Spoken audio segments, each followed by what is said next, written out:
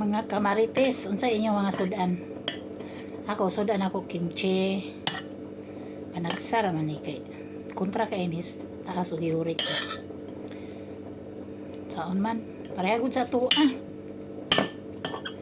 Diba? Kung mga dato, kaon sila manok, kaon sila isda, kaon sila baboy.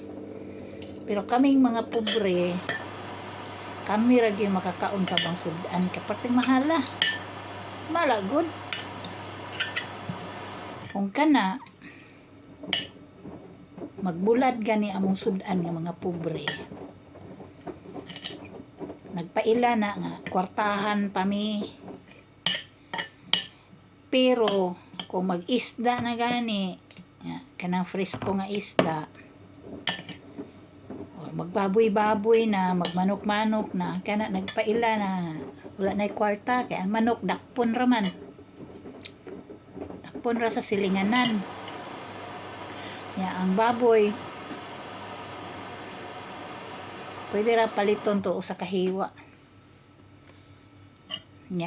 Kung mag-isda ka, pwede ra magdalag pukot dito sa dagat. So na nakaisda. Ang bulad, di ba na pwede pukuton? Imo mo dyan ang paliton. Ang bulad karon pila precious bulad. Perti mahala. Compare nimo sa baboy. Pila kilos bulad? Naitag 300. Sagot ako napalit pa ato ko dalagit. 100 to 1/4. 120 man siguro to 1/4. Pila nang day kilo ato. Sus kinuha ko mahal pa sa isda. Mahal pa sa bugas. Wag kita nagreklamo. Karon ang bugas perti mahala nagreklamo kita. Saan naman lang ni nato mangnanom na nag-amuti pareani. Naatay kamuti diya ug naa lang tay bisag wala gud tay kaugalingong yuta magsulod og mangawat og yuta dito sa silingan sulod sako dayong imuhan ang butangan og mga tuslukan og dahon sa kanang tukgay sa galay sa kamuti syaro mo unod na sunod bulan na ay nagsaba nga nangawat ka itong yuta. Kaya basin niya pangayuan niya katang tag-iyas yuta mong kinawat.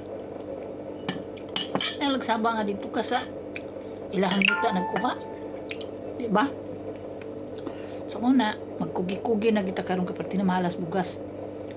Ingon tong kuan kapitol nga mag-monitor sila sa mga presyo. Sao man na bisag pag usab monitor nya mahal na guna palitdaan. Naka-stock. Bulahan tong dahag kwarta sa una gi-stock karon ya. Baligya nagmahal kay tungod lagi mahal kay gubat kunos kuwait. Gubat sa Middle East. Kita yung pangulay mga kwarta. Nanon man tag kamuting kahoy bisol. Tatuuban.